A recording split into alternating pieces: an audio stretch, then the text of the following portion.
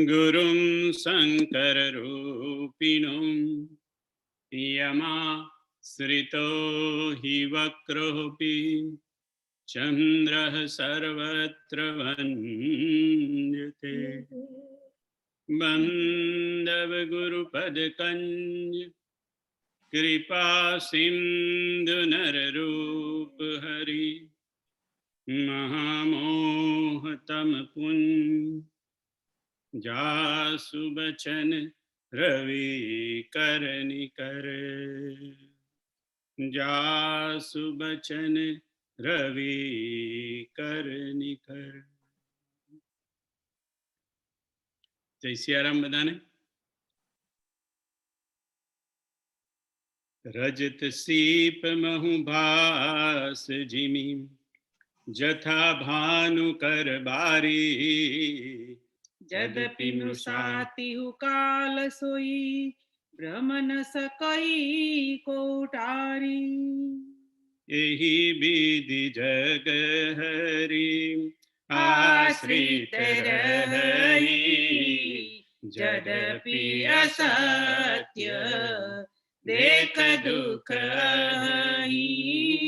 जो सपने सिर काटे कोई बिनु जागे न दूर दुख होई। जासु कृपायस भ्रम मिटि जाई। गिरिजा सोई पाल रघुराई। કયા ગુરુવારે આપણે જોતા હતા કે રજત સીપમાં હું ભાસ જીમી, જેવી રીતે છીપલામાં આપણને ચાંદીનો ભાસ થાય છે અને જેવી રીતે સૂર્યના કિરણો રેતી પર પડે ત્યારે આપણને એનો પાણીનો ભાસ થાય છે, એવી એને આગળ શિવજીએ કહ્યું કે જે રીતે દોરડામાં આપણને સાપનો ભાસ થાય છે, એવી રીતે આ જગત અસત્ય હોવા છતાં આપણને સત્ય હોય એવું ભાસ થાય છે. બ્રહ્મ સત્ય, જગત મિથ્યા. આપણને ખબર તો છે, લગભગ આપણે બધાએ જ આ સાંભળ્યું છે કે બ્રહ્મ સત્ય અને જગત મિથ્યા, પણ છતાંય આ મિથ્યા જગત એ આપણને સત્ય હોવા છતાં સત્ય જ લાગે છે. જેવી રીતે દોરડામાં સાપ દેખાય છે, છીપલામાં ચાંદી દેખાય છે અને રણમાં પાણી દેખાય છે, એવી રીતે આપણને, અને એને તમે ગમે એટલો પ્રયત્ન કરો પણ આ તમારો ભ્રમ જાય નહીં. કેમ? કારણ કે આપણે બધા સપનામાં સૂતા છીએ. મોહની સાસબ સોવનિહારા દેખીય સપનયા નેક પ્રકાર. ગીતાએ પણ આ જ વાતને કીધી કે જે આ સામાન્ય લોકોની રાત્રિ છે તે યોગીઓનો એમાં યોગીઓ જાગે છે, અને જેમાં એમ કે યોગીઓ જાગે છે તેમાં સામાન્ય મનુષ્યો સૂતા હોય છે. અને મારે છોટુભાઈને વાત હતી કે એ આપણે ઊંઘમાં જ્યારે હોઈએ ત્યારે આપણને જેટલા જગાડવા માટે આપણને પ્રયત્ન કરે કોઈ, પણ આપણને એટલી બધી મીઠી ઊંઘ આવતી હોય કે આપણે પડખું ફરીને સૂઈ જઈએ. આપણે ઊંઘમાંથી આપણને કોણ જગાડે? આપણી ઘરમાં જે આજુબાજુવાળા હોય એ આપણને આપણી ઊંઘમાંથી જગાડવા માટે પ્રયત્ન કરે, પણ એ આપણને જગાડવા કેમ પ્રયત્ન કરે? કારણ કે એ જાગી ગયા છે.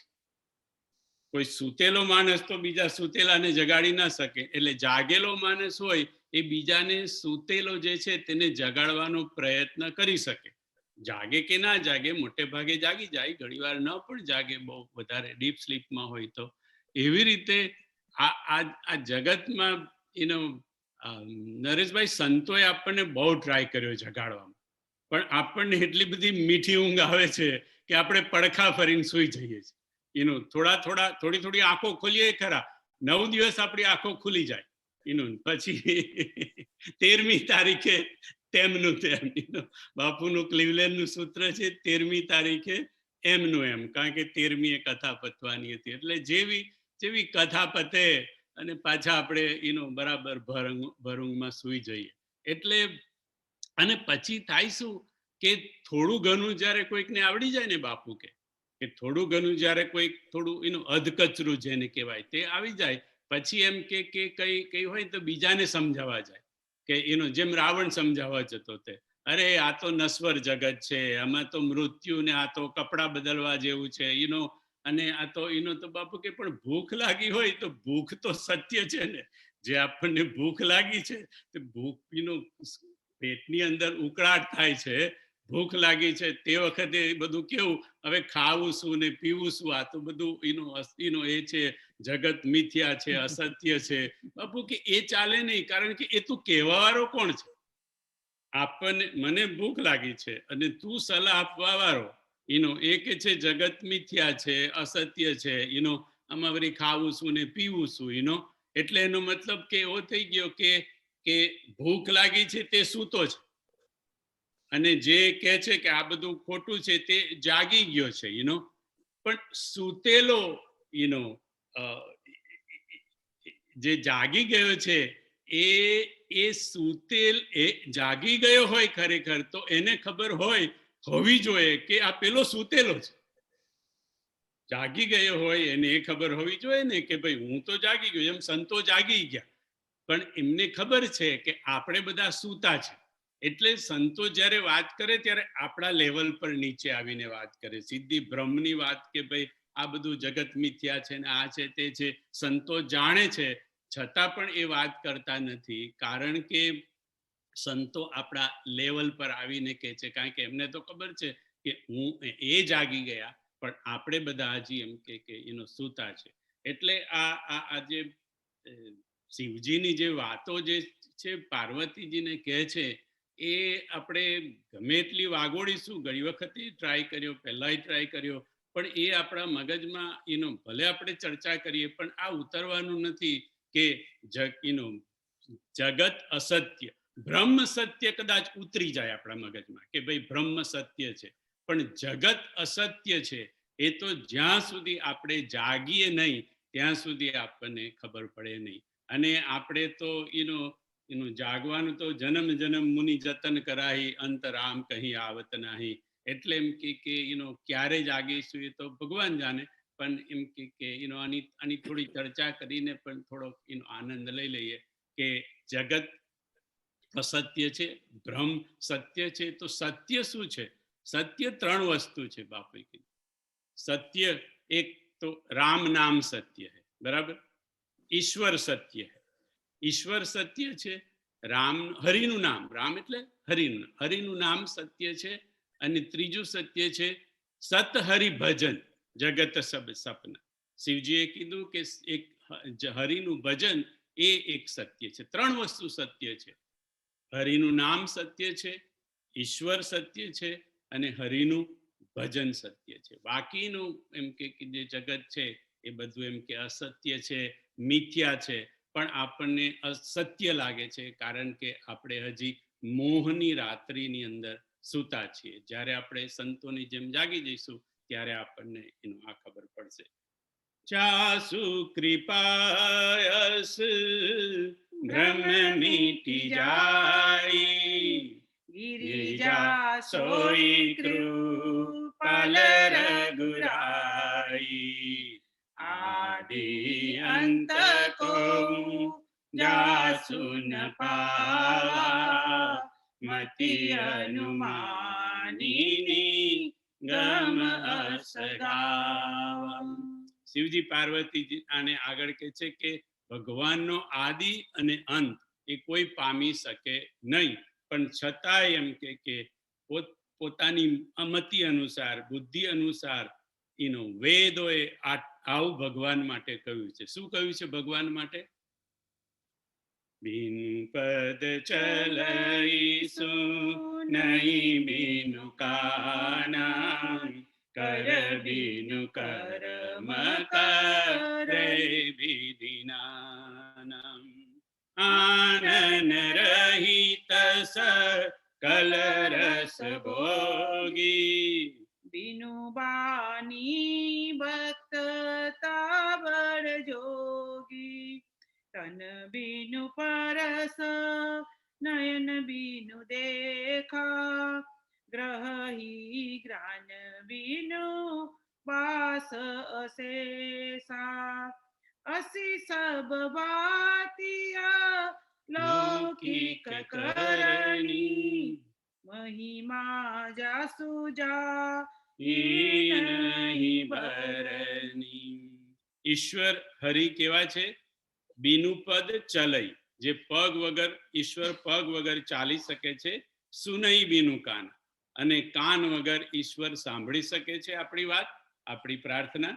કર બીનું કરમ કરઈ બીધી નાના, હાથ વગર ઈશ્વર કર્મ કરી શકે છે. આનંદ રહિત સકલ રસ ભોગી, એટલે મોઢા વગર બધા રસનો ભોગ લઈ શકે છે. બીનું બાની વક્તા બળ જોગી, અને વાણી વગર મોટા મોટો વક્તા છે. તન બીનું પર, શરીર વગર ઈશ્વર સ્પર્શ કરી શકે છે. નયન બીનું દેખા, નયન આંખ વગર જોઈ શકે છે. અને ગ્રહી ગ્રાન બીનું બાસ અશેષા, ઘ્રાણ એટલે કે નાક વગર એ સુવાસ લઈ શકે છે ઈશ્વર. અસી સબ ભાંતિ અલૌકિક કરણી મહિમા જાસુ જાય નહીં બરણી. ઈશ્વરની આવી અલૌકિક કરણી છે કે એને આ ઇન્દ્રિયોની જરૂર પડતી નથી બધા કામ કરવા માટે. અને ભગવાનનો મહિમા ગાઈ શકાય નહીં એવું શિવજી પાર્વતીજીને કહે છે. એવો બાપુએ કહ્યું કે આ ઈશ્વર માટે એક બીજો શબ્દ વપરાય છે, કુદરત. બરાબર, ઈશ્વર ને આપણે કુદરત પણ કહીએ, કારણ કે કુદરતના ખેલ, આપણે કે કુદરત કે ખેલ નિરાલે મેરે ભૈયા, કુદરત કા લીખા કોણ ટાલે મેરે ભૈયા. કુદરત કા લીખા એટલે ઈશ્વરે લખેલા, ઈશ્વરના જે લેખ છે તે. પણ કુદરતને આપણે નેચર પણ કહીએ, કે ભાઈ કુદરતનો નજારો, કુદરતની કમાલ જુઓ, કુદરતનો નજારો જુઓ. આપણે હિમાલયને બધે ફરવા ગયા હોય સ્વિટ્ઝરલેન્ડમાં, તો કે જો એમ કે કુદરતી સૌંદર્ય કેટલું બધું સરસ છે એમ કે. એટલે નેચરને પણ કુદરત કહેવાય, ઈશ્વરને પણ એમ કે કુદરત કહેવાય. કેમ? તો કે કુદરત જ એટલે કે ઈશ્વર જ નેચર થયો છે, ઈશ્વર જ કુદરત થયો છે, એટલે કે નેચર થયો છે. આપણે ગઈ વખતે જોયું હતું ને કે સિયારામમય સબ જગ જાની, એટલે સિયારામમય ખાલી આપણે એકલા એમ કે ચર કે બધા જે કે હાલતા ચાલતા છે એટલા જ નહીં, અચર જે છે તેમાં પણ સિયારામ જ છે એમ કે. એટલે કુદરત, નેચરલ જેને આપણે કુદરતી સૌંદર્ય કહીએ, ત્યાં પણ ઈશ્વર જ એ લઈને એ બેઠેલો છે. તો બીનું પદ ચલઈ, બીનું પદ ચલઈનો અર્થ કર્યો કે પગ વગર ચાલે. તો ઈશ્વરના કયા તત્વ પગ વગર ચાલે છે? તો કે એક તો બાપુ કે સૂર્ય એ પગ વગર ચાલે છે. બરાબર, સવારે રથ લઈને નીકળે એક બાજુથી ને બીજી બાજુ જઈને એ થઈ જાય. નદી, નદિયા ચલે ચલે રે ધારા, ચંદા ચલે ચલે રે તારા, तुझको चलना होगा, तुझको चलना होगा. નદિયા ચલે, નદી પણ પગ વગર ચાલે. બીનું પદ ચલઈ એટલે નદી ચાલે, સૂર્ય ચાલે.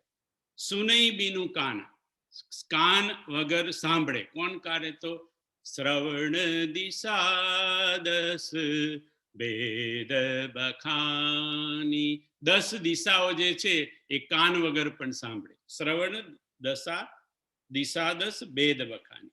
કર બીનું કર્મ કરે બીધી નાના. કર્મ હાથ વગર કર્મ કોણ કરે? તો અહીંયા ફરી સૂર્ય આવે કે સૂર્યને હાથ નથી પણ છતાં સૂર્ય ઘણા બધા કામ કરે. શું કરે? પ્રકાશ ફેલાવે, તાપ આપણને બધાને આપે, આપણને વાઇટામિન પણ આપે. સૂર્ય ફૂલને પણ ખીલાવે. સૂર્ય ઉગે ફૂલ ખીલે, સૂર્ય ઉગે એટલે પક્ષીઓ ચહેકતા થાય. એટલે એમ કે આ બધા કામ સૂર્ય હાથ વગર બધા એમ કે કામ કરે. આનન રહિત સકલ રસ ભોગી, મુખ વગર, મોઢા વગર બધા રસનો એ ભોગ લઈ શકે, બધું ખાઈ શકે, એનો સ્વાદ લઈ શકે. આનન રહિત, મોઢા વગર. મોઢા વગર કોણ ખાય? તો કે અગ્નિ, અગ્નિને મુખ નથી, પણ અગ્નિમાં તમે જે નાખો એ બધું અગ્નિ ખાઈ જાય એનું. સૂર્ય, સૂર્યને મુખ નથી એનું, પણ સૂર્યને એમ કે જે બધું જે એમ કે હોય એ બધું ખાઈ જાય. કેવી રીતે? ભાનુ કૃષાનુ સર્વરસ ખાહી, તિન કહ મંદ કહત કો નાહી. ભાનુ અને કૃષાન, ભાનુ એટલે સૂર્ય, કૃષાનુ એટલે અગ્નિ. સૂર્ય અને અગ્નિ એ બધું જ ખાઈ જાય એનું. સૂર્ય બહુ એનો બહુ વધારે પડતો સૂર્યનો તાપ પડે તો બધું બાળીને રાખ કરીને એમ કે થઈ જાય. અગ્નિમાં પણ જે નાખો તે બધું. એટલે ભાનુ કૃષાનુ આનંદ રહિત સકલ રસ ભોગી, બધા રસનો ભોગ લે લોકો. બીનુ માની બતાબડ જોગી. વાણી વગર મોટામાં મોટો વક્તા કોણ? વાણી વગરનો, આપણે શ્રોતા ને વક્તા હોય, સૌથી મોટો વક્તા વાણી વગરનો તો કે જે સૌથી મોટો વક્તા છે વેદ. આપણે કોઈ પણ વસ્તુ હોય તો એવું કહીએ કે ભાઈ આ તમે ક્યાંથી કહી શકો? તો કે વેદ આમ કહે છે, વેદ આમ કહે છે, વેદ કહે, વેદે આમ કહ્યું, વેદે આમ કહ્યું. એટલે કે વાણી વગર બહુ મોટામાં મોટો વક્તા હોય તો વેદ છે. બીજું, તન બીનું પરસ, શરીર વગર સ્પર્શ કોણ કરે? તો કે પવન સ્પર્શ કરે. આપણને પવન શરીર વગર આવીને સ્પર્શ કરી જાય. તન બીનું પરસ, નયન બીનું દેખાવ. નયન, આંખો વગર જોઈ શકે. આંખો વગર કોણ જોઈ શકે? તો એવું કે છે આંખો વગર સૂર્ય જોઈ શકે, ચંદ્ર જોઈ શકે અને તારા જોઈ શકે. નયન દિવાકર કચ ઘનમાલમ. મંદોદરીએ જ્યારે ભગવાન વિશ્વરૂપની ચર્ચા કરી ત્યારે કહ્યું નયન દિવાકર. દિવાકર એટલે સૂર્ય એ ભગવાનના નેત્રો છે, સૂર્યચંદ્ર એ ભગવાનના નેત્રો છે, જેનાથી ભગવાન નયન બીનું દેખા, જોઈ શકે છે. ગ્રહી ગ્રાન બીનું બાસ અશેષા. ઘ્રાણ બીનું એટલે કે નાક વગર સુવાસ લઈ શકે. કોણ લઈ શકે? તો કે અશ્વિની કુમાર. અશ્વિની કુમારો એ નાકના દેવતા છે. અને નાકના દેવતા તો એમને ગણ્યા છે. આપણે કહ્યું ને કે દરેક ઇન્દ્રિયોમાં દેવતાઓ છે, તો નાકના દેવતા અશ્વિની કુમારો છે, જે નાક વગર પણ વાસ લઈ શકે. પણ અહીંયા એમનો સંદર્ભ એટલા માટે આપવામાં આવ્યો છે કે અશ્વિની કુમારોનો જન્મ પણ નાકમાંથી થયો હતો. હવે આ બધી પુરાણોની કથા બધી જુદી જુદી હોય, નથી આપણે વિષ્ણુ ભગવાનના એમાંથી બ્રહ્માનો જન્મ થયો એવી રીતે એમ કે અશ્વિની કુમારો નો એમ કે જન્મ એમ કે નાકમાંથી થયો હતો. એના પિતા માટેની પણ જુદી જુદી એમ કે કથાઓ છે, પૌરાણિક કથાઓ, કે એના પિતા એક કથા પ્રમાણે સૂર્ય દેવતા છે અશ્વિની કુમારોના, અને બીજી એક કથા પ્રમાણે બ્રહ્માના પણ પુત્રો છે અશ્વિની કુમારો. એટલે અહીંયા આપણે આટલા જેટલા તત્વો જોયા કુદરતના, કે જેની અંદર એમ કે બીનું પદ ચલઈ તો કે સૂર્ય, કરમ કર બીનું કરમ કરઈ બીધી નાના તો કે સૂર્ય, આનંદ રહિત સકલ રસ ભોગી તો કે સૂર્ય, બીનું ગ્રહઈ ઘ્રાણ બીનું બાસ અશેષા, ત્યાં પણ સૂર્ય એક જુદી રીતે ત્યાં સૂર્યનો પ્રવેશ છે. નયન બીનું દેખા, નયન વગર જોઈ શકે તે પણ સૂર્ય. તો એટલે કે આટલી બધી વસ્તુઓ જેટલી ઈશ્વરને લાગુ પડતી છે, એમાંની ઘણી બધી વસ્તુ સૂર્યને લાગુ પડતી છે. એટલા માટે કોઈ કીધું કે આપણે ઈશ્વરને તો જોયા નથી, ઈશ્વર સત્ય હે, બરાબર છે, એ સત્ય બરાબર છે કે ઈશ્વર, પણ ઈશ્વરને તો આપણે ક્યાં જોયો છે? તો કોઈ એવી વસ્તુ છે જગતની અંદર જેને આપણે ઈશ્વરની નજીક ગણી શકાય? તો બાપુ કહે છે કે સંતોએ એટલા માટે કીધું કે ઈશ્વરની નજીકનું કોઈ તત્વ જે આપણે જોઈ શકીએ, જેનો અનુભવ કરી શકીએ એવું હોય, તત્વ હોય તો એ સૂર્ય છે. અને એના બીજા સંદર્ભમાં કીધું કે ઈશ્વર સૂર્ય તો એમ કે આકાશની અંદર છે ને ત્યાં આપણે દૂરથી એને જોઈ શકીએ છીએ, પણ એમ કે આપણા રોજના કોઈ અનુભવમાં આપણે આવતું કોઈ ઈશ્વર જેવું તત્વ ખરું, તો બાપુ કે તો એ તત્વ છે એનો કાં તો તમારે સદગુરુ લેવું હોય તો સદગુરુ લો આધ્યાત્મિક જગતમાં, અને ભૌતિક જગતમાં તો કે માં એ એનો ઈશ્વરની સૌથી નજીકનું નજીક તત્વ છે. લૌકિક જગતમાં, આધ્યાત્મિક જગતમાં ગુરુ છે. અને એટલા માટે જ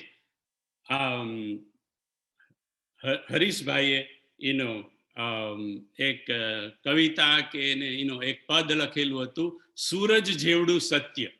નરેશભાઈને છોડભાઈ કદાચ સાંભળેલું હશે. સૂરજ જેવડું સત્ય નામની એક પદની રચના એમને કરી કે ભાઈ ઈશ્વર સત્ય છે, પણ આપણે માટે સત્ય સૌથી સત્યની નજીકની વસ્તુ કઈ છે, તો કે સૂરજ આપણી સૌથી નજીક છે. એટલા માટે એને સૂરજ જેવડું સત્ય કીધું. જેહી મિગાવહી વેદ બુધ જાહી દરહી મુનિ ધ્યાન, સોઈ દશરથ સુત ભગત હિત કૌશલપતિ ભગવાન. કાશી મરત જન તું અવલોકી, જાસુ નામ બલ કરવું વિશોકી. સોઈ પ્રભુ મોર ચરાચર સ્વામી, રઘુબર સબઉર અંતરયામી. બિબસ હું જાસુ નામ નર કહી, જન્મ અનેકર ચિત અગદહી. સાદર સુમિરન જે નર કરહી, ભવ બારી ગો પદૈવ તરહી. રામ સો પરમા ભવાની, તહ બ્રહ્મ અતિ અભિહિતનવવાની. શિવજી આગળ કે છે પાર્વતીજીને છે કે આવું તત્વ એ રામ તત્વ છે, ઈશ્વર તત્વ છે. અને એ રામ તત્વમાં તમને એનો ભ્રમ થવો, સંદેહ થવો, એ તમારી એનો વાણી એમ કે અભિહિત વાણી છે એમ કે. એટલે શિવજી પાર્વતીજીને એનું સમજાવવા માંગે છે રામ તત્વ શું છે. એટલે અને એમ કે આવો સંશય તમારા એનો હૃદયમાં આવતા તમારા જ્ઞાન, વૈરાગ્ય અને બધા ગુણ એ બધા એમ કે જતા રહે, એવું શિવજી પાર્વતીજીને સંભળાવે છે. એટલે કે ખાસ તો આપણને કહેવા માટે કે આપણે ઈશ્વર પ્રત્યે કાંઈક સંશય, જ્યારે આપણને કંઈ સંશય કે સંદેહ થાય તો આપણા હૃદયમાંથી જ્ઞાન, વૈરાગ્ય ને બધું એમ કે જતું રહે છે. પુની પુની પ્રભુ પદ કમલ ગહી, જોરી પંકરુ પાની. બોલી ગિરિજા બચન બર, મનહુ પ્રેમ રસ સાની. શશી કર સમ સુની, ગીરા તુમારી. મીટા મોહ સર તાતપ બારી. तुम कृपाल सबु संसेवु हरे मुँ, राम स्वरूप जा नी मोहि परेऊ. नाथ कृपा गयऊ विषादा, सुखी भयऊ प्रभु चरण प्रसादा. अब मोहि आपनी किंकरि जानी, यद्यपि सहज जड़ नारी अयानी. प्रथम जो मैं पूछा सोई कहूँ, जो मोह पर प्रसन्न प्रभु अहूँ. પાર્વતીજી કે છે કે શશિકર સમ સુની ગીરા તુમારી, એક ચંદ્રના કિરણો જેવી શીતળ તમારી વાણી સાંભળી અને મીઠા મોહ સરદા તપ ભારી. શરદ ઋતુનો એટલે ઉનાળાનો તડકો એમ કે આપણા શરીર પર પડ્યો હોય, શરીર બરાબર બળતું હોય, અને એની અંદર એમ કે જ્યારે એમ ચંદ્રના કિરણો આપણા શરીરને સ્પર્શ કરે તો કેવી ઠંડક મળે એનો ઉનાળામાં, એવી એમ કે તમારી વાણીના સ્પર્શથી મારો બધો મોહરૂપી તાપ હતો એ બધો જતો રહ્યો. રામનું સ્વરૂપ મને હવે સમજાઈ ગયું શિવજી. હવે રામ બ્રહ્મ છે એ વાત મને બિલકુલ સમજાઈ ગઈ છે. પણ તમે મારી પર પ્રસન્ન હોય તો મેં પહેલા જે તમને બીજા બધા પ્રશ્ન પૂછ્યા છે એ બધા મારા પ્રશ્નોના તમે એમ કે જવાબ એનો આપો, અને એમ કે આવા બ્રહ્મે અવતાર કેમ લીધો એનો એ જવાબ આપો, અને બાકીના જે બધા મેં પ્રશ્ન પૂછ્યા હતા એનો એ બધા પ્રશ્નોના મને જવાબ આપો. એવું પાર્વતીજી શિવજીને કહે છે. ય હરસે કામારી તબ શંકર સહજ સુજાન, બહુવિધિ ઉમહી પ્રશંસી પુનિ બોલે કૃપા નિધાન. સુન શુભ કથા ભવાની રામચરિત માનસ બિમલ, કહા ભુસુંડી બખાની સુના બિહગ નાયક ગરુડ સો સંવાદ ઉદાર. જય વિધિ બાગે કહબ સુનો રામ અવતાર. ચરિત પરમ સુંદર અનગ હરિગુણ નામ અપાર. કથા રૂપ ગણિત મિત મેં નિજ મતિ અનુસાર.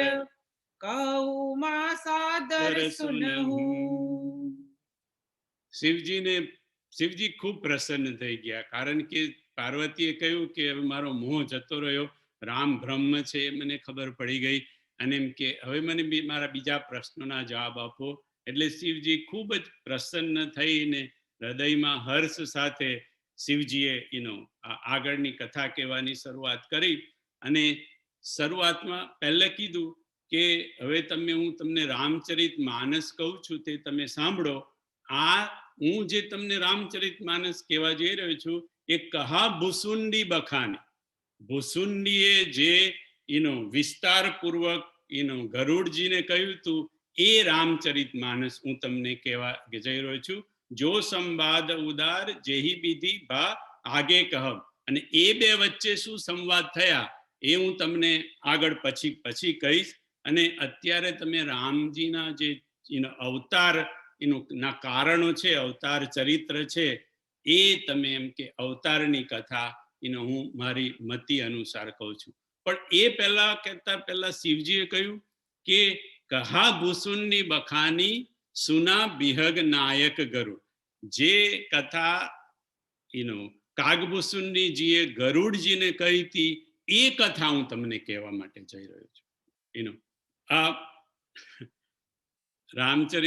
રામચરિત માનસમાં બાપુ કે ને કે ગુપત પ્રગટ, ઘણી બધી વસ્તુઓ એકદમ એમ કે પ્રગટ છે, અને ઘણી બધી વસ્તુ એમ કે ગુપ્ત રીતે એમ કે રાખી દીધી છે. પછી સદગુરુ આપણને સમજાવે ત્યારે આપણને આ બધું ધીરે ધીરે ખબર પડે. બાપુ એક વાક્ય કાયમ કે જ્યાંથી તમને મળ્યું હોય ત્યાંથી નામ દઈ અને તમારે એમ કે એને કહેવાનું. બરાબર? જે વસ્તુ તમે જ્યાંથી સાંભળી તો તમારે એ વ્યક્તિનું કે ભાઈ આ વસ્તુ મને અહીંયાથી મળી, આ વસ્તુ મને અહીંયાથી મળી. તો આ રામચરિત માનસ છે ને છોડુભાઈ, એ ચાર વક્તાઓએ ગાયું. બરાબર? શિવજીએ ગાયું, યાજ્ઞવલ્કજીએ ગાયું, કાગભૂસુંડીજીએ ગાયું, અને તુલસીદાસજીએ ગાયું. બરાબર? તો તમે જુઓ હવે તુલસીદાસજીએ શરૂઆત ક્યાંથી કરી રામચરિત માનસની? વર્ણાનામ અર્થ સંધાનામ. બરાબર? શરૂઆતથી કરી વર્ણાનામ, ત્યાંથી કરી. અને પછી ધીરે ધીરે આગળ ગયા. લગભગ 43-44 દોહાની આજુબાજુ આવ્યા ત્યાં ભરદ્વાજજી ને યાજ્ઞવલ્કજીનો પ્રવેશ થયો. બરાબર? હવે તુલસીદાસજીને ક્યાંથી કથા મળી?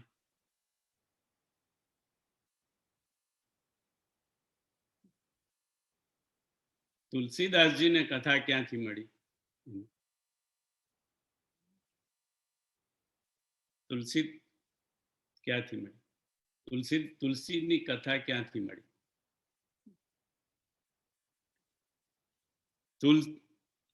તુલસીને કથા મળી પોતાના ગુરુ પાસેથી, બરાબર. જદપી કહી ગુરુ બારહી બારા, સમજી પરી કછુ મતિ અનુસાર. મારા ગુરુએ મને વારંવાર કહી અને મને એમ કે ખબર પડી એમ કે. અને તુલસીદાસજીએ રામકથાની શરૂઆત ક્યાંથી કરી? બંધવ ગુરુ પદ પદુમ પરાગા, સુરુચિ સુવાસ સરસ અનુરાગ. એટલે ગુરુ પાસેથી મળી અને એમને ગુરુ વંદનાથી એમને શરૂ કરી, બરાબર. હવે શિવજી તો અત્યારે આપણે શિવજીનું જોયા છે કે શિવજી, પણ શિવજીએ તો ભૂસુંડીને આપી, બરાબર. તો હવે શિવજીએ તો કોઈ પાસેથી લીધી નથી ને. શિવજીએ તો કોઈ પાસેથી, કારણ કે શિવજી રચી મહેશ નિજ માનસ રાખા, પાઈ સુસમય શિવાસન ભાખા. એટલે શિવજી તો પોતે રચના કરી હતી, તો પછી શિવજીએ આ પહેલું કહા ભૂસુંડી બખાની ભૂસુંડીથી કેમ શરૂ કર્યું? કારણ કે શિવજી એવું કહે છે કે પાર્વતી જે મેં રચના કરી હતી ને એ કથા હું તમને નથી કહેતો, પણ હું મરાલ તનુ ધરીને જ્યાં કાગ ભૂસુંડી નીલગિરી પર્વત પર ગયો હતો અને જે મેં સાંભળી હતી એ હું તને કહું છું. અને એટલા માટે એ સાંભળેલી કહું છું, એટલે હું પહેલા યાદ કરી લઉં મારા ભૂસુંડીને. કથા કહા ભૂસુંડી બખાની, સુના બિહગ નાયક ગરુડ.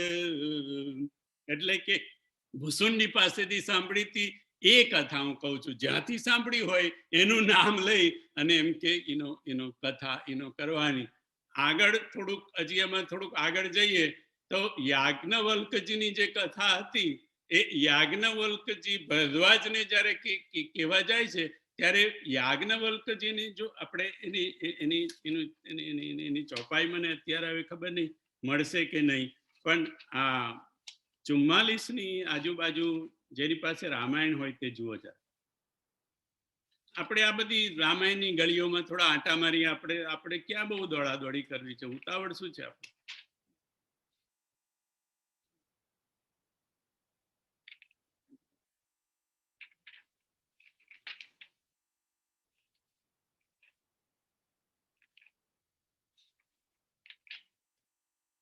આ સરલાબેન, આ છોટુભાઈ નું એ થાય કે ના થાય? અનમ્યુટ.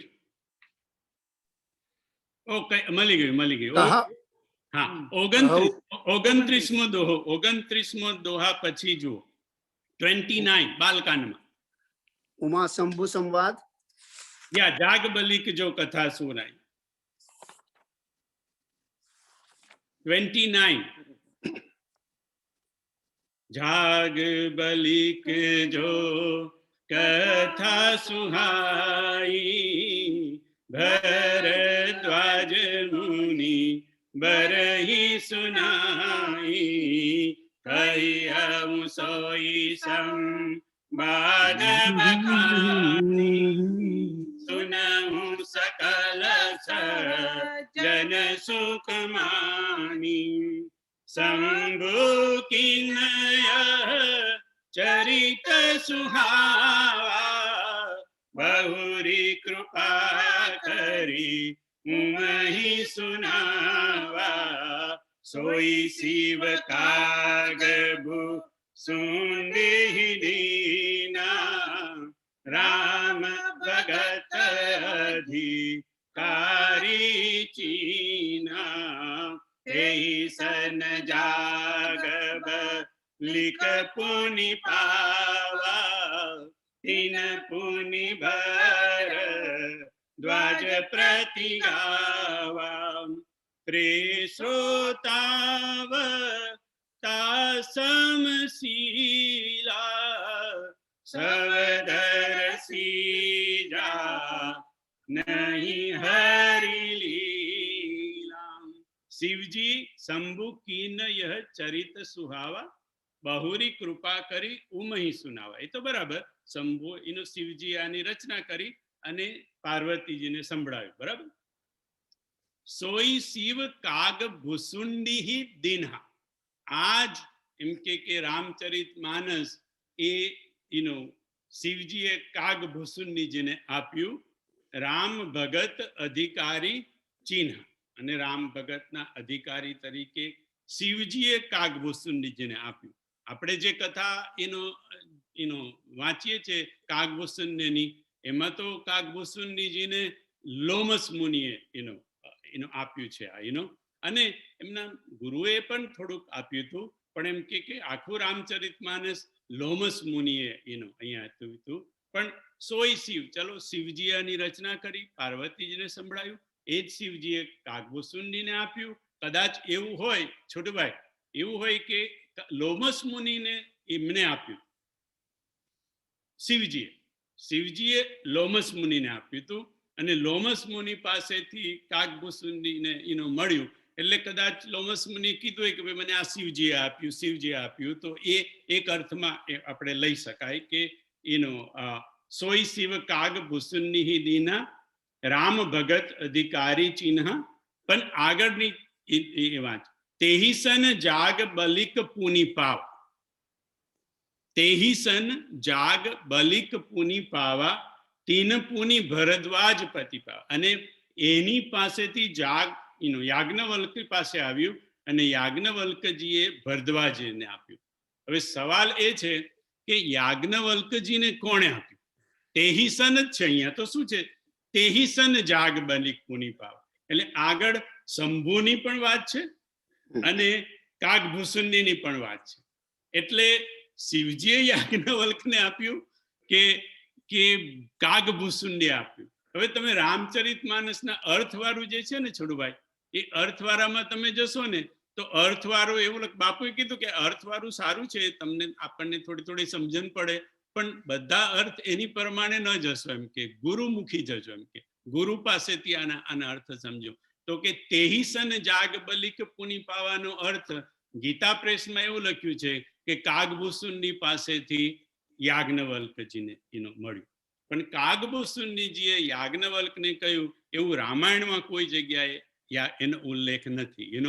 પણ યાજ્ઞવલ્કજીએ જે રીતે કથા શરૂ કરી, મારું કહેવાનું આ છે, યાજ્ઞવલ્કજીએ જે રીતે કથા શરૂ કરી એ પ્રમાણે તમે કહી શકો કે તેહી સન એટલે કે યાજ્ઞવલ્કજીએ શંભુએ જ આપ્યું. શંભુએ પાર્વતીને પણ આપ્યું, શિવજીએ કાગભૂષણને પણ આપ્યું, અને એ જ શિવજીએ યાજ્ઞવલ્કજીને આપ્યું. એટલા માટે યાજ્ઞવલ્ક જ્યારે કથાની શરૂઆત કરી, જ્યાંથી સાંભળ્યું ત્યાં જ આપણને પાછું આપવાનું, એના નામ સાથે કહેવાનું. એટલે યાજ્ઞવલ્કજીએ સૌથી પહેલી કથાની શરૂઆત શિવચરિત્રથી શરૂઆત કરી.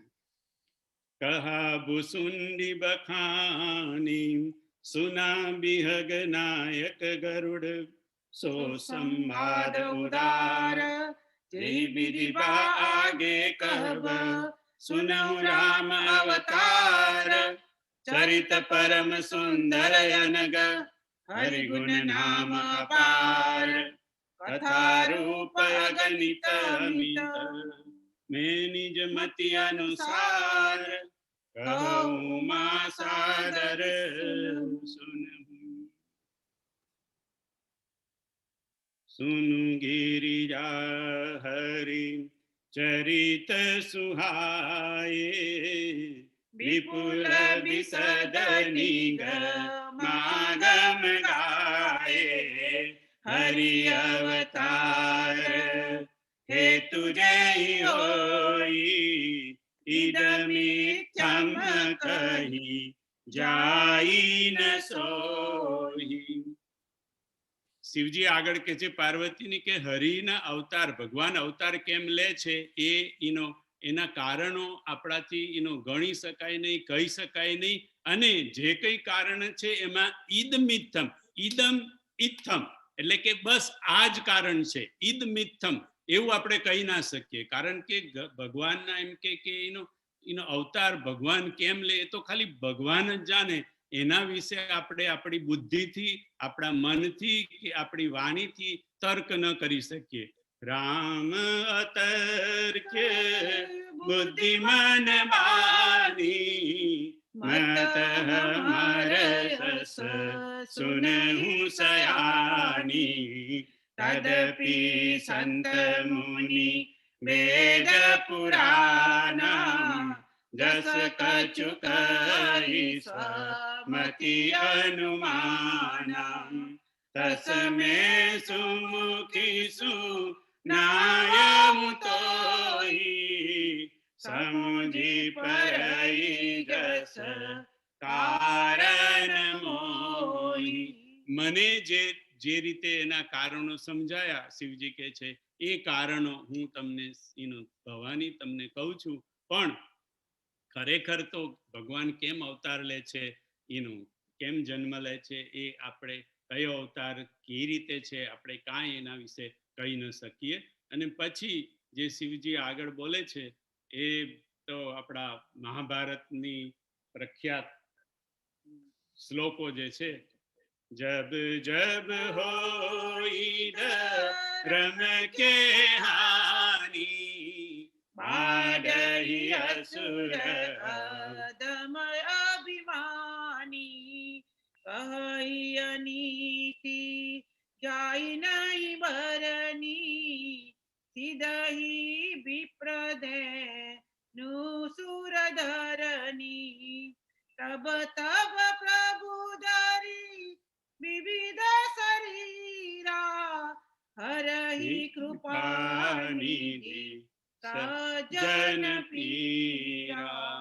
હે ભવાની, જબ જબ હોય ધર્મ કે હાનિ, જ્યારે જ્યારે ધર્મને હાનિ થાય છે, બાઢહી અસુર અને જ્યારે એમ કે અસુરોનો ઉપદ્રવ વધી જાય છે, એમ કે કરહી અનીતિ, એટલી બધી અનીતિ કરે છે કે જેનું વર્ણન ન થઈ શકે. સીધહી વિપ્ર ધેનુ સુરધરણી, વિપ્રને, ધેનુ ગાયોને, દેવ લોકોને અને ધરતી માતાને એમ કે એટલો બધો એ ત્રાસ આપે છે. ત્યારે તબ તબ પ્રભુ ધરી વિવિધ શરીરામ હરહી કૃપા નિધિ સજ્જન પીરામ. સજ્જનોની પીડાને હરવા માટે ત્યારે ભગવાન જુદા જુદા એમ કે રૂપ એમ કે ધારણ કરે છે. જેમ મહાભારત કીધું, યદા યદા હિ ધર્મસ્ય ગ્લાનિર્ભવતિ ભારત અધ અભ્યુત્થાનમ અધર્મસ્ય તદાત્માનમ સુજામ્યહમ પરિત્રાણાય સાધૂનાં વિનાશાય ચ દુષ્કૃતાં ધર્મ સંસ્થાપનાર્થાય સંભવામી યુગે યુગે. બાપુ કે બિલકુલ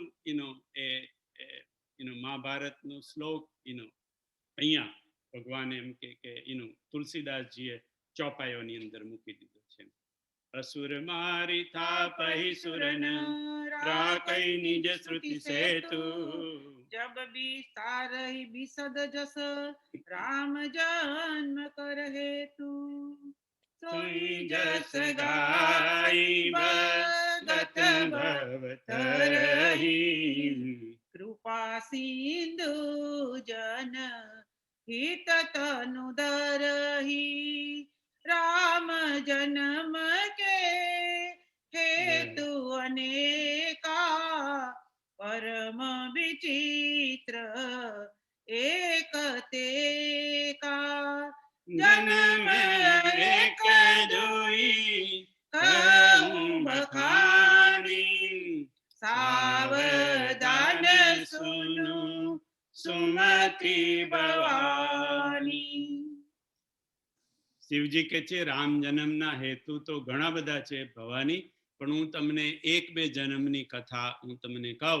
આમ તો રામચરિત માનસમાં બાપુ કે છે કુલ 5 જન્મની કથા છે, પણ શિવજીએ શરૂઆત કરી દ્વાર પાલ હરી કે પ્રિય દો जय अरु विजय जान सब को विप्र शापते दुनई भाई तामस असुर देहती न पाई कनक कसिपुआरु हाटक लोचन जगत विदित सुर पति मद मोचन विजयी समर वीर विख्याता धरी बराह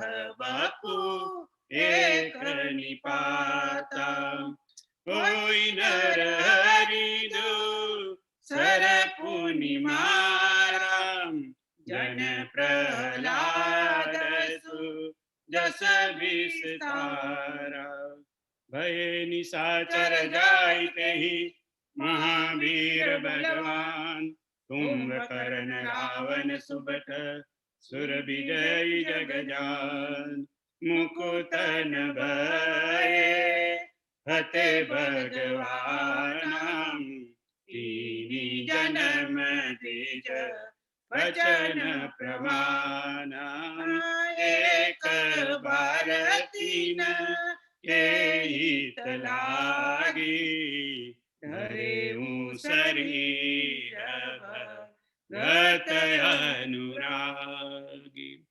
શિવજી રામ જન્મના રામ અવતારના બધા હેતુ કે છે અને પહેલા જન્મની કથા કીધી કે ભગવાનના બે દ્વારપાળ હતા એનો વૈકુંઠમાં જય અને વિજય. લગભગ આપણે બધા જ આ કથા જાણીએ છીએ, છતાંય એનો ટૂંકમાં કે જય વિજય ભગવાનના વૈકુંઠમાં એનો દ્વારપાળ હતા અને ત્યાં સનત કુમારો ભગવાનને મળવા માટે આવે છે અને ભગવાન એનો વિશ્રામમાં હતા એટલે જય વિજયને કહેતો કે અત્યારે કોઈ આવે તો મને ડિસ્ટર્બ કરશો નહીં. એવું કરીને ભગવાન આરામ કરવા માટે ગયા અને એનો એ જ ટાઈમે આપણે કેવું છે ને કે ટિકિટ ના લીધી હોય ત્યારે ચેકિંગ આવે એટલે એ જ ટાઈમે સનત કુમાર આવ્યા. એટલે સનત કુમારોને દ્વારપાળોએ કીધું કે બાપજી તમે બેઠો અને તમે અત્યારે ભગવાન આરામમાં છે, ઉઠે એટલે તો કે નહીં તું અત્યારે તમે જઈને કહો તો ખરા ભગવાનને કે અમે આવ્યા છીએ એમ કે એટલે કે નહીં પણ ભગવાનનો એમ કે એવો છે કે તમે એમ કે મને ડિસ્ટર્બ ન કરશો. એટલે જય વિજય કહેવા માટે ગયા નહીં એટલે સનત કુમારોને ગુસ્સો આવ્યો અને એમને શ્રાપ આપી દીધો કે જાઓ તમે એમ કે તમે હવે નિશાચર થઈને તમે એમ કે પૃથ્વી પર તમે જાઓ. અને આ બધી એ ચાલતું હતું એમાં થોડુંક ઉકળાટ થયો અને મોટા મોટા અવાજ આવવા માંડ્યા એટલે ભગવાન તો પછી અને આમે ભગવાન કઈ સૂતા નહીં હોય, આ બધું કૌતુક કરવાનું હોય, ભગવાનને આ બધા ખેલ કરવા હોય એટલે ઉઠીને બહાર આવ્યા. શું થયું એમ કે તો કે જુઓ ને આ થયું, અમે એમને આવવા ના દીધા ને અમને શ્રાપ આપી દીધો એમ કે તો પછી ભગવાન કીધું પણ હવે તો કે તમારી ફરજ ને તમારે મને આવીને કહેવું તો જોઈએ ને કે એ આયા છે એમ કે સનત કુમાર આયા છે એમ કે પણ એમ કે ચાલો હવે જે થઈ ગયું તે થઈ ગયું. એટલે એમ કે હવેનું કંઈક આમનો શ્રાપ કંઈક થોડો ઓછો કરો, કંઈક એની પર એ આ અનુગ્રહ કરો, કૃપા કરો.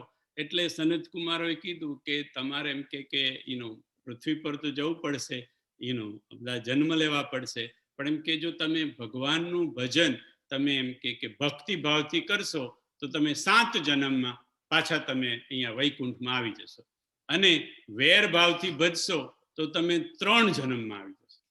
એટલે જય વિજય કે પણ વેર ભાવથી ભજવાનું એટલે શું કરવાનું તો કે ભગવાન સાથે વેર કરવાનું કે વેર ભગવાન સાથે કરીએ તો 3 જન્મમાં પાછા આવી જઈએ તો કે હા 3 જન્મમાં, અને ભક્તિ કરીએ તો કે 7 જન્મ લાગે. તો પણ એવું કેમ તો એ જે એવું નહીં, એ આવું જ છે એમ કે એટલે તમારે એમાંથી પસંદગી કરો. હવે જય વિજય કે છે ભાઈ અમારે તો જલ્દી પાછું વૈકુંઠમાં આવવું છે, વેર તો વેર જે કહ્યું તે પણ 3 જન્મમાં પાછું આવી જવું છે.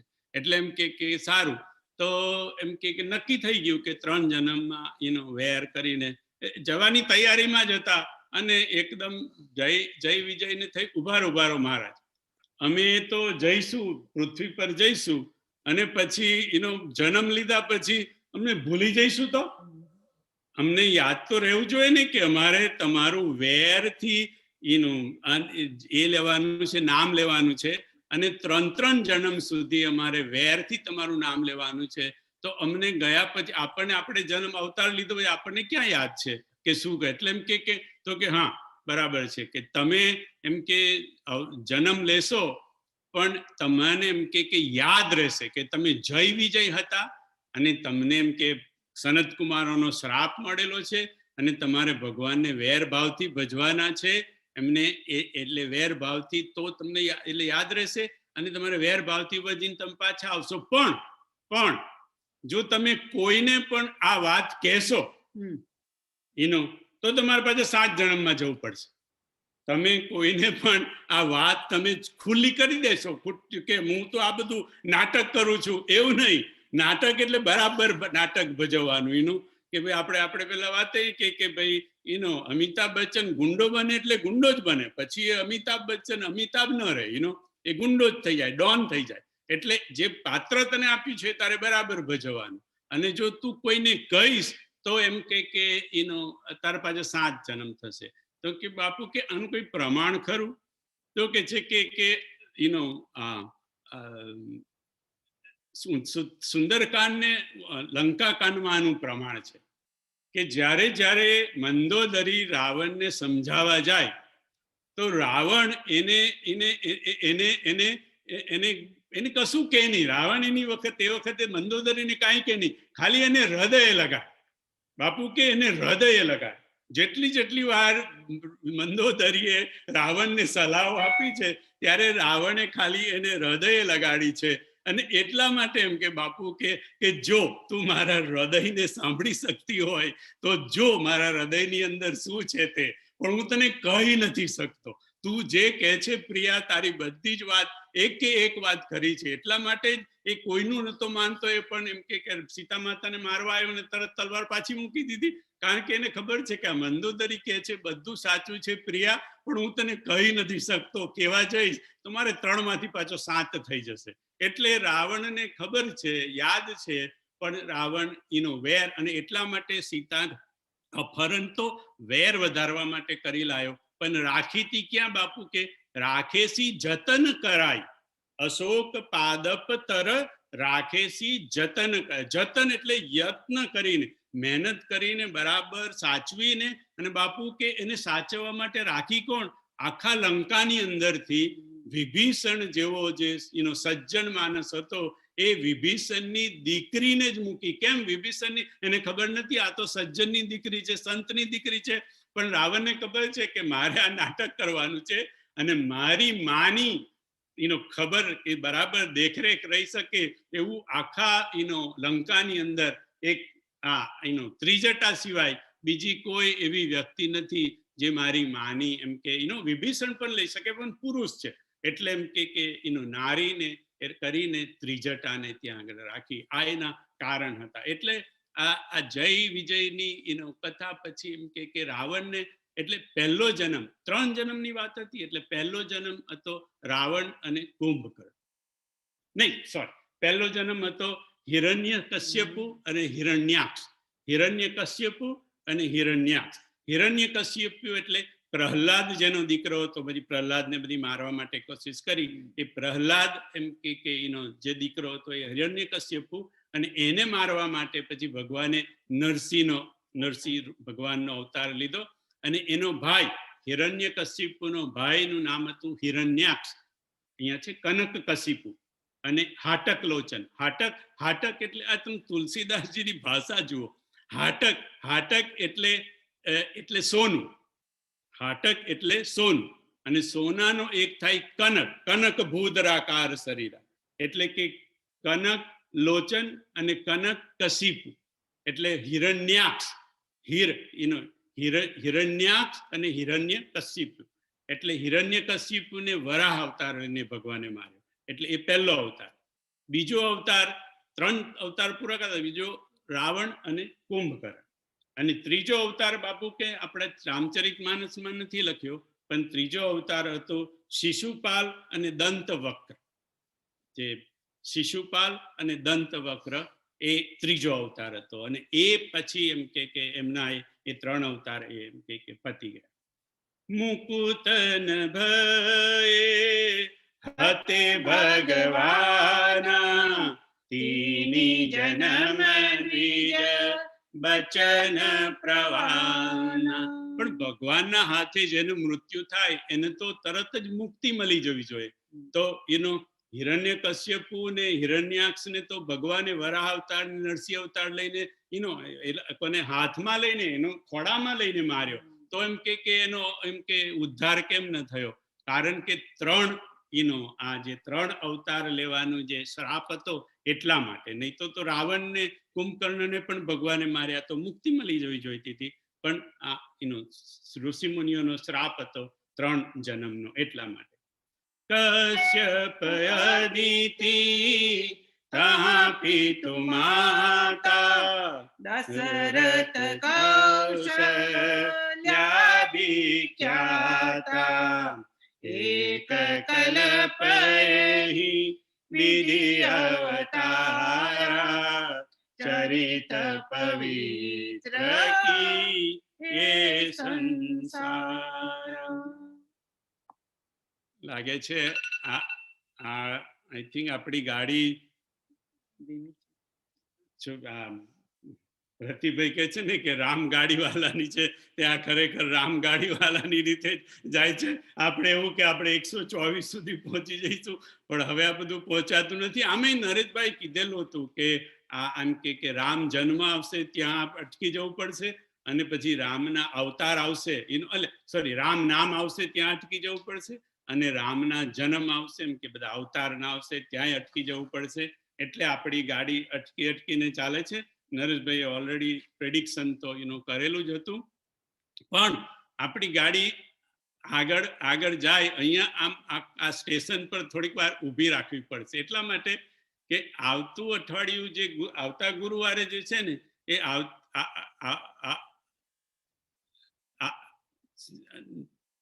નરેશભાઈ કે શું નરેશભાઈ કામ ઈશારો કરે છે મને કે આપણે સરલાબેન નરેશભાઈ નું અનમ્યુટ કરશો જરા. કઈ કે છે નરેશભાઈ? સરલાબેન હું ટ્રાય કરું છું. હા, 1 મિનિટ નરેશભાઈ, 1 મિનિટ. સરલાબેન કરે તમારું અનમ્યુટ કરે. એટલે I am keep trying and I Nareshbhai open કરો. નરેશભાઈ ઓપન. હા, નથી થયું હજી. રાઈટ, હજુ નથી થયું Nareshbhai. Can you do it?